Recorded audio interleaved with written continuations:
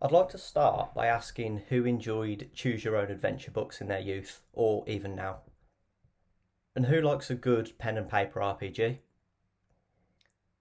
and who was read to as a child by parents, guardians, or maybe other siblings. Granted, this is a recorded webinar, so I don't know what everybody's saying, but I assume the chat is going mental at the minute. In the next 10 minutes, we're going to introduce a way of capturing the wonder of those adventures for the digital era. My name's Josh, I'm a UX design student, and I'm the team leader for this project.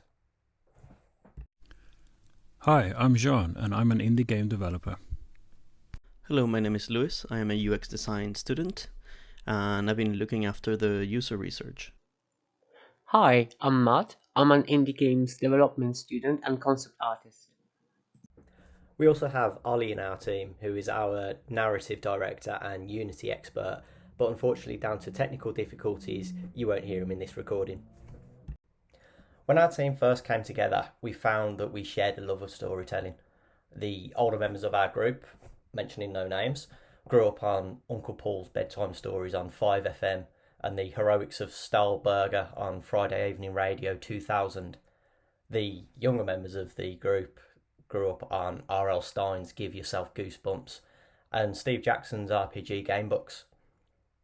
Drawing on these, and more recently Charlie Brooker's Bandersnatch on Netflix, our first ideas for the project were formed. We've produced a non-linear, binaural, grim experience.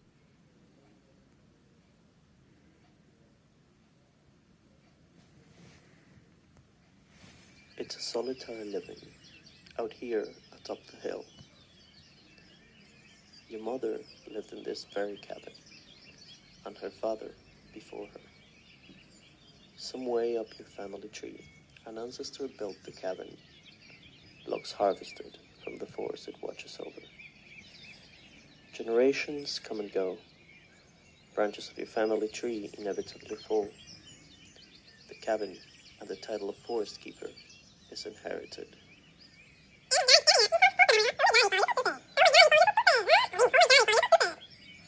The trail ahead winds off to the left, and it will keep you in the woods for longer than you'd like. To the right, through the break from which you can see town, the grass seems trodden. It could be a shortcut. Do you trust the path you know, or the one a stranger has laid for you? With all the grim rumors floating about, taking an unknown shortcut would be lunacy. For all you know, bandits could have moved into the area. In the next few slides, we're going to break down what you've just seen.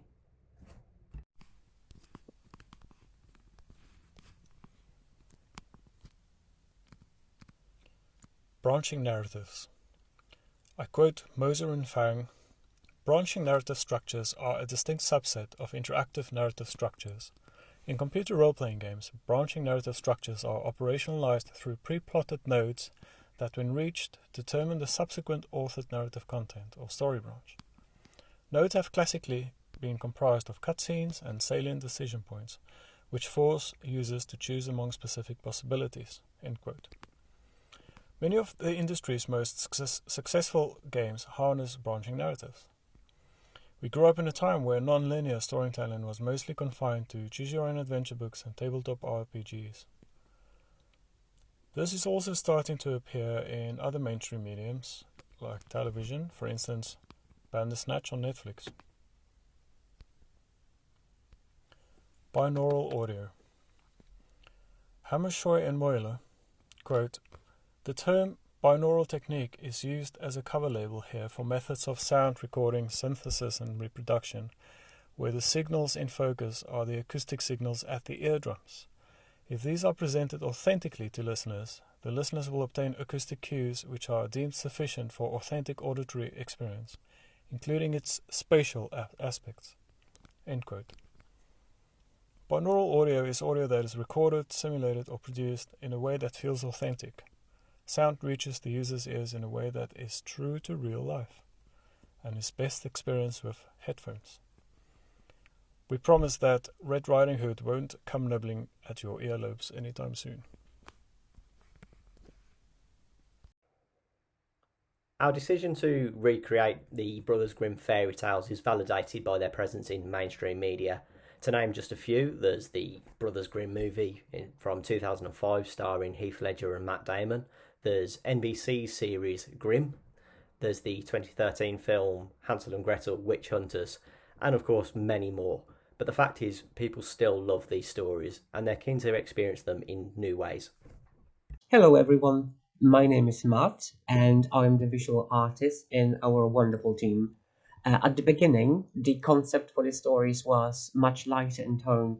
We explored the possibility for the player to choose the theme they want to explore and labeled it accordingly.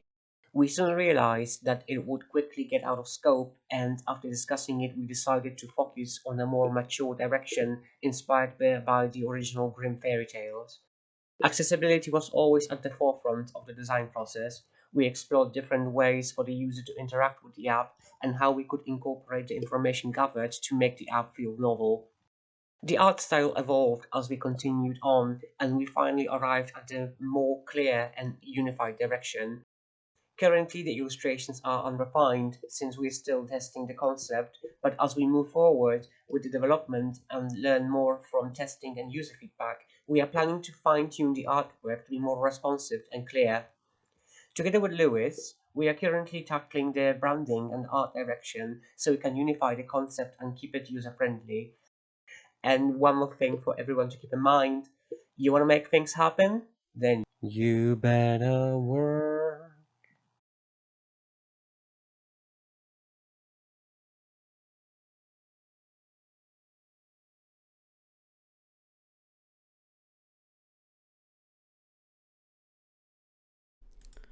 So for the user research part, our objective was to ground our project with good qualitative and quantitative research. So we initially started with user interviews to learn how, when, and why users engage with different types and forms of digital creative content.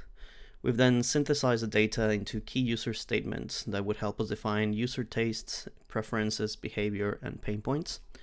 And then in order to better structure and support these statements, we've created a survey based on this in order to obtain that quantitative data that would correctly support our findings during the interviews. From our survey findings, we've learned that users love and enjoy exploring stories, and they like stories to be easy to navigate. So for this reason, we will give them a fantasy-filled forest to explore and make it really, really easy for them to navigate the story.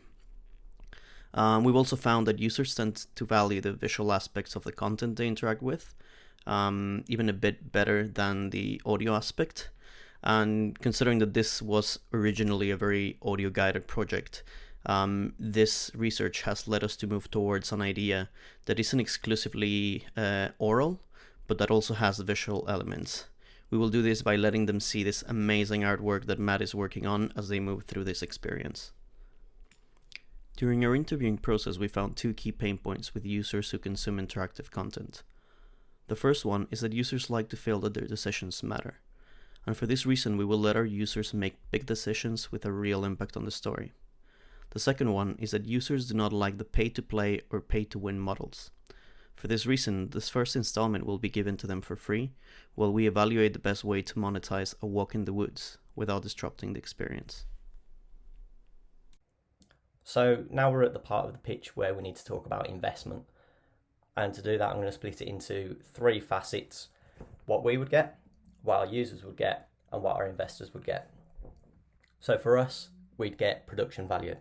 We'd be able to purchase high fidelity binaural recording equipment, which is surprisingly more expensive than you'd think, but that would allow us to create more immersive narration.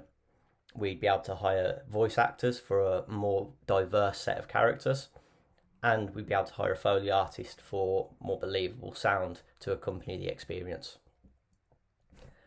Briefly, I just mentioned it, but our users would get more immersion. The better sound quality would create a more realistic and more engaging world. And our investors, well, they'd get revenue. Lewis has mentioned that we'd like to give our first experience for free. But essentially what we'd be doing is introducing our users to a new platform for experiencing stories, and then we'd be able to make our further works available to purchase.